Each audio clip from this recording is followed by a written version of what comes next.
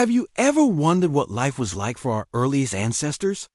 Not the ones who built pyramids or wrote epic poems, but the ones who huddled in caves, their world defined by the flicker of firelight and the ever-present threat of the wild. Today, we re-journeying back tens of thousands of years to explore two crucial elements that shaped human destiny, blood and flint. Let's start with flint. This unassuming rock was the Swiss Army knife of the Stone Age. When struck correctly, it fractures in a very predictable way, creating razor-sharp edges.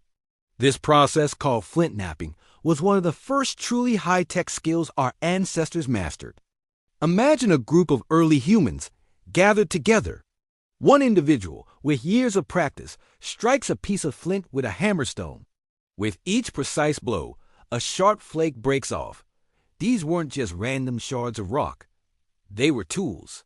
They were knives for butchering animals, scrapers for cleaning hides, and spear points for hunting. Holding a piece of worked flint is like shaking hands with the deep past. You can feel the intention behind each strike. This wasn't just about survival. It was about ingenuity. It was the birth of technology. With flint tools, our ancestors could access resources they never could before. They could cut through tough animal hides to get to the nutrient-rich meat and marrow inside. This surplus of calories was a game changer. It fueled the growth of our most energy-hungry organ, the brain. So, in a very real way, these simple stone tools helped make us the intelligent, problem-solving species we are today. Now, let's talk about blood. For our ancestors, blood was a powerful symbol, representing both life and death. The hunt was a bloody affair. A successful hunt meant a flush of life-giving protein for the clan, but failure could mean starvation. An injury, a cut from a predator's tooth, or even a slip of a flint knife, could lead to a fatal loss of blood. Every drop was precious. But blood was more than just a biological reality. It was the very essence of kinship, the thread that wove families and clans together. The concept of a bloodline is one of the oldest human ideas. It defined who you were, who you could trust, and who you would fight and die for. Sharing the blood of a successful hunt wasn't just about dividing up food. It was a communal act that strengthened social bonds. It reinforced the idea that we are in this together. We are one blood. This brings us to where these two elements intersect: the hunt. Picture a team of hunters armed with flint-tipped spears. They're tracking a giant bison or a woolly mammoth.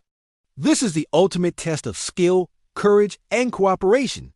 The hunt is a dance between technology, the sharpened flint, and biology, the hunter's strength, stamina, and the blood coursing through their veins.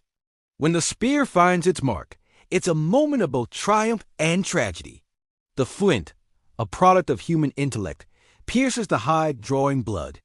The life of one creature is taken to sustain the lives of many others. The blood of the prey becomes the lifeblood of the clan. This primal cycle of blood and flint, of life and death, of innovation and survival, played out for hundreds of thousands of years. So, why does this ancient story of blood and flint matter to us today? Because it's our story.